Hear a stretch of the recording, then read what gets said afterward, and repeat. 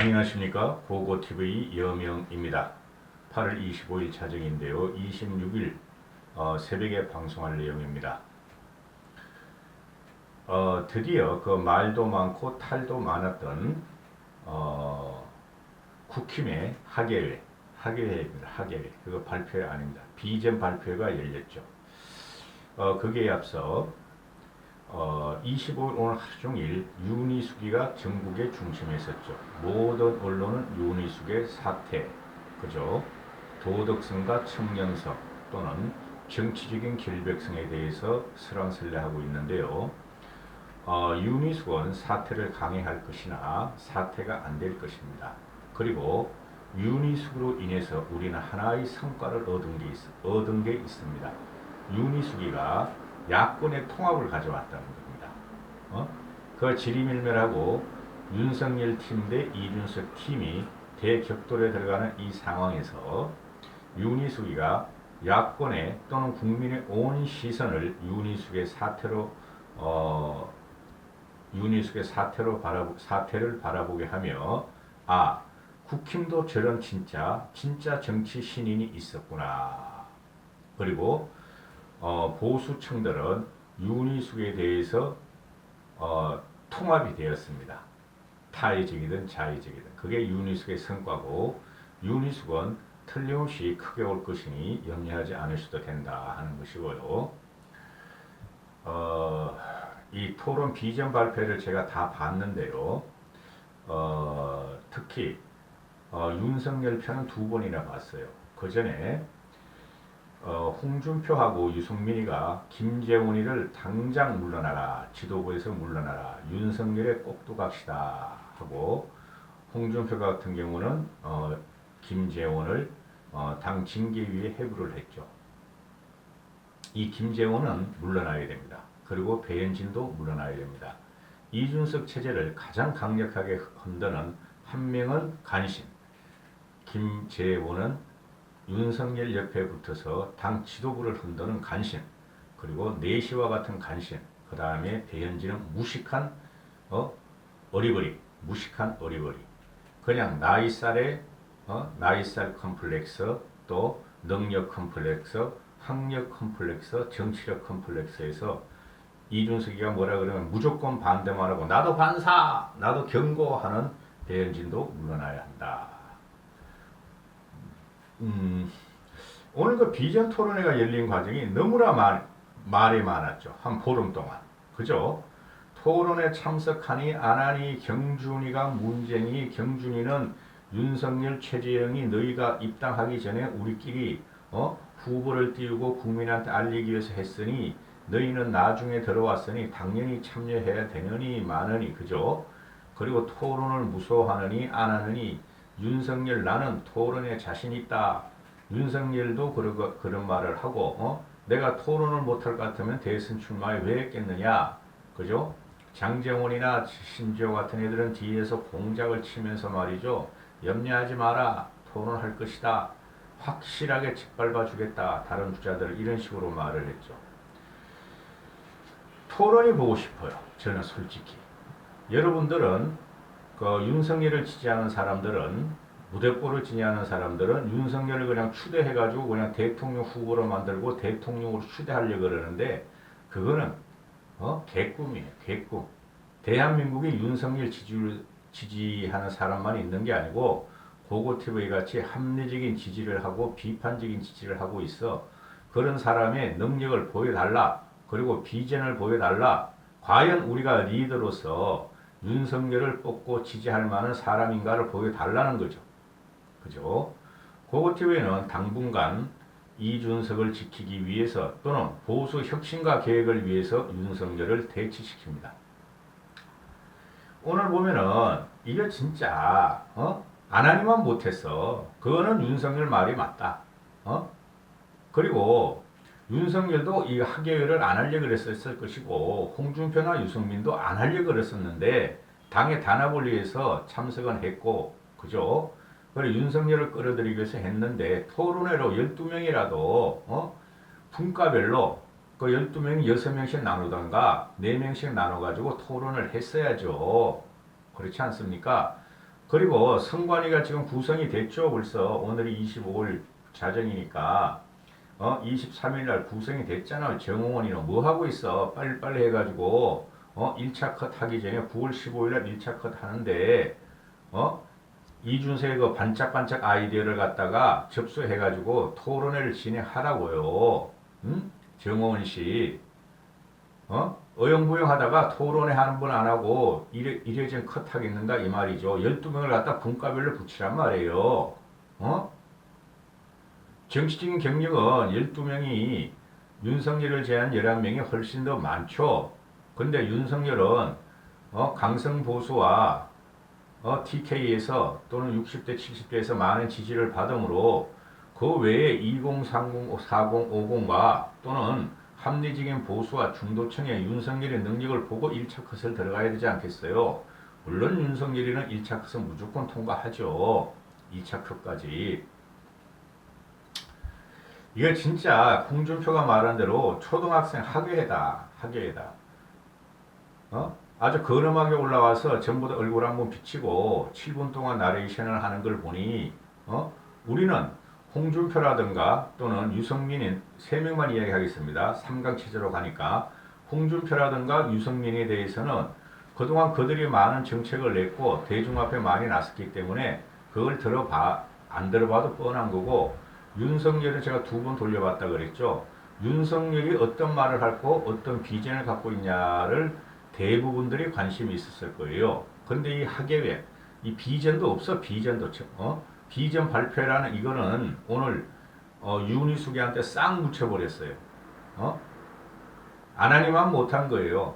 혹평만 쏟아집니다. 솔직히 말해서 이 정도 되면은 토론을 해야지. 토론이 고파요. 토론이 고파. 솔직히 민주당 애들은 지금 그 이재명이 하는 짓 봐요. 그놈하는 말이죠. 대선 후보 되자마자 문재인 치면서 올라간다니까. 그런데 걔네들은 말해 네거티브인지 말이지 내부 진영 싸움을 그렇게 하는데 이놈의 거는 뭐 토론을 갖다가 이렇게 미루고 있으니 이게 무슨 짓인지 모르겠어. 9월 15일부터 1차 컷하고 토론하려면 또 한 9월 20일쯤 가야 되고 준비하려면은 11월 9일까지 그 우리는 대선을 뽑아야 되는데 한 달 반뿐이 그 검증 기간이 없다는 게 말이 돼요? 이재명이하고 이낙연이랑 민주당은 지금 5개월째 검증 들어가고 막 국민들이 그 눈알을 갖다가 눈길을 갖다가 말이죠 받고 있는데 내일이라도 당장 토론 들어가야 돼요. 이렇게 가면 힘들어진다니까요. 이 모든 원인이 윤석열한테 있다니까. 토론 기피하는 거. 그리고 준비 안 되고 준비하고 있다는 거. 윤석열의 토론 비전을 보면은 저는 딱 느끼는 취임사 같이 느꼈어요. 취임사. 나 대통령이야. 이렇게 하겠어. 그러니까 큰 것만 이야기를 하죠. 큰 것만. 대표적인 게 코로나로 인한 빈곤과의 전쟁을 선포한다. 이건 무슨 개소리야? 빈곤과의 전쟁을 선포하는 게. 물론 20대 30대나 미취업자나 또는 해고 또는 직장을 잃은 자들이 많죠. 대한민국이 그래 빈곤한 국가가 아니죠.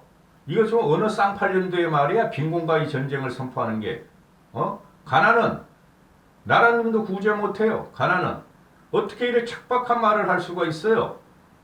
일부러 비판하는 거 아니에요? 윤석열한테. 좀 풀어서 말할 수 없나?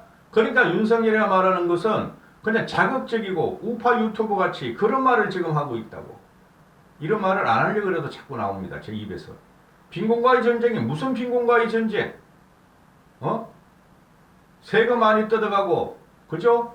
국가 부채 늘고 그런 거를 말을 해야지. 그 다음에 내 정부에는 이거 잘 보셔야 내 정부라 그랬어요. 내 정부. 내 정부에는 조국, 김경수, 추미애는 없다.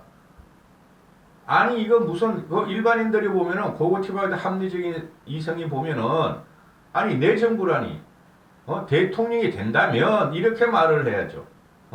그러니까 윤석열은 지금 뭔가 착각에 빠져 있어요. 나는 대통령이야. 내가 반드시 이겨 하는 게 지금 100% 확신을 하는가 봐. 대선 쉬운 거 아닙니다.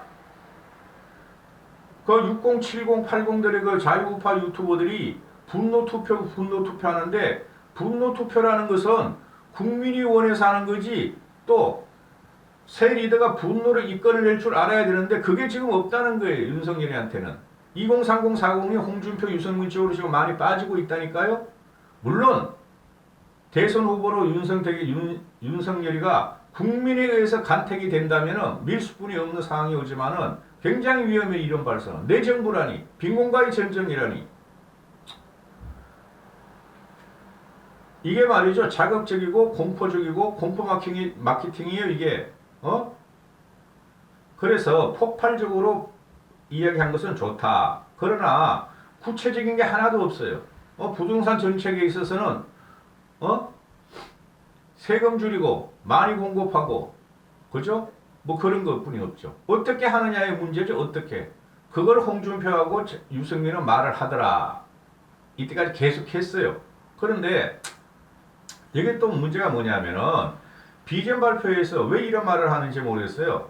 당의 단합과 통합이 매우 중요하다. 갈등의 경선이 아닌 통합과 정책의 경선이 될 수 있도록 최선을 다하겠다. 갈등을 만든 것이고 그것은 윤석열이고, 당이 단합을 해친 것은 윤석열이고, 통합을 해친 것은 윤석열인데, 제 초두에 김정은이 이야기했죠. 근데 지들이 탄핵, 비대위, 이준석 대표 사퇴해놓고 무슨 당의 단합과 통합을 갖다가 이렇게 짓거리고 있냐 이거죠. 말을 안 하려고 그래도 자꾸 나오네요. 잘 봐주려고 그래도. 그 다음 홍준표로 나옵니다. 홍준표는 제일 노련했어요. 솔직히 말해서. 홍준표가 3명 중에서 제일 노련하게 비전 발표를 했어요. 그런데 홍준표 너는 제발 깡총발 좀 하지 마라. 깡총발. 홍준표 작아요. 한 1m 한 64, 5분이 안 돼요. 깡총발을 하면은 경망해 보여. 그리고 인상도 자꾸 이룩해가지고 노인네 같이 하지 말고, 그게 굉장히 비호감으로 오니까 홍준표 같은 경우가 4년 중임제, 자기가 대통령이 되면 4년 중임제를 개헌을 추진하겠다. 다음 총선에. 이런 거는 굉장히 중요한 말을 했죠. 그 다음에 과거 혁파를 하면서 미래 혁신을 갖다 말을 해요. 쉽게 말해서 윤석열은 과거뿐 이야기를 안 했다고. 근데 홍준표는 미래를 이야기해요. 노조 혁파하겠다. 지금 대부분의 그 야권 주자들이 노조 혁파를 들고 나와요. 노조 혁파를. 오늘 비전 발표에서도. 근데 윤석열은 물론 노조 혁파한다는 것도 과거에 한번 말을 했죠. 그런데 오늘 같은 날 미래에 뭘 할 것이냐가 나왔는데 그게 안 나온다고. 과거를 자꾸 들고 나온다고. 내 정부에는 무슨 네 정부야. 조국, 김경수, 추미애는 없고 문재인이 싸질러는 빈곤인들을 갖다가 빈곤과의 전쟁을 하겠다. 그래 어떻게가 없죠. how to가 없잖아요. 윤석열은. 근데 홍준표는 이 노조, 공기업 공무원, 대기업 노조 이거야말로 일자리를 잃은 악이다. 일자리의 악이다. 그래서 다 혁파하겠다. 하태경도 똑같은 말을 하고, 유승민은 뭐 그런 말 안 해도 원래 그런 놈이고. 그리고 내가 오늘 그 홍준표 이야기를 들었지 하나 놀라운 게 있어요. 야, 홍준표가 이런 것도 생각하고 있었네. 꼴통인 줄 알았더니 문화적 다양성을 추구하고 문화적 균형을 갖다가 추구하겠다. 이게 핵심이에요. 문화적 다양성과 문화적 균형감을 갖다가 갖추겠다. 새 정부에서는. 홍준표가 오늘 위너예요. 솔직히 말해가지고. 비전 발표한 거 보면은. 응? 그래서 홍준표는 제일 구체적인 비전을 내놓고 제일 노련했더라. 그 다음 유승민 같은 경우는 중수층, 중도층, 수도권, 청년층에서 못 이기면 정권 개최가 불가하다. 1%의 싸움이다.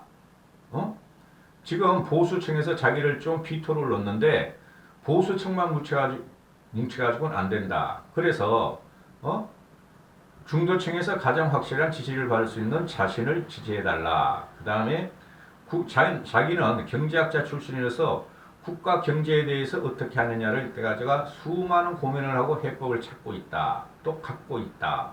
또한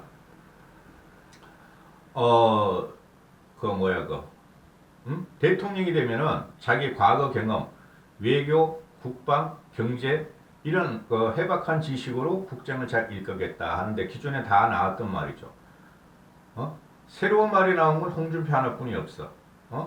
다양성과 균형을 문화적 다양성과 문화적 균형감을 찾겠다. 대단한 말을 하나 했어요. 그래서 그걸 다 봤는데 진짜 보기가 괴로워요. 7분씩 보기가.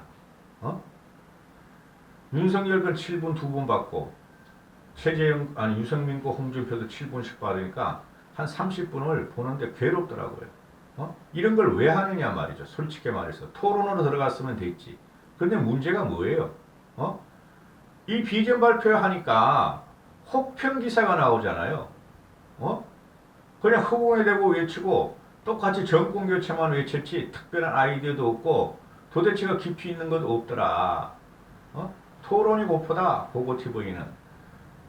물론 지금 윤석열이가 전체 국민들 또는 보수층에서도 홍준표를 한 7, 8% 많게 10% 앞서가고 유승민한테는 20% 앞서가고 그 다음에 전체 지형에서는 윤석열이가 야권 주자, 국힘 주자 압도적인 1위니 윤석열이가 본선으로 갈 확률이 되게 많아요.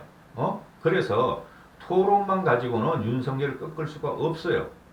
쉽게 말씀드려서 홍준표하고 유승민이가 토론 가지고 윤석열을 꺾을 수가 없는 게 왜냐하면은 강성 지지층이 이재명한테도 지금 결집돼 있고 국힘 쪽에서도 윤석열 쪽으로 많이 결집이 돼 있죠. 그러나 토론을 해봐야 되고 검증을 받아야 되는데 토론 과정에서 어떤 일이 일어날지를 몰라요. 윤석열 쪽에 지금 보면 지금 며칠째입니까? 그건 20일 동안 윤석열이가 오늘 처음으로 대중 앞에서 처음으로 나온 거야. 실제적으로는 잠깐 나오다 들어갔지. 7분 이상 말하는 건 처음이야. 나오라고 국민 앞에 윤석열이는 그냥 있다가 강성 보수 지지층에 의해서 TK층에 의해서 추대를 받으려 그러지 말고 그리고 유승민은 지금부터 해야 될 게 뭐냐면은 상식적인 말이 안 통한다니까.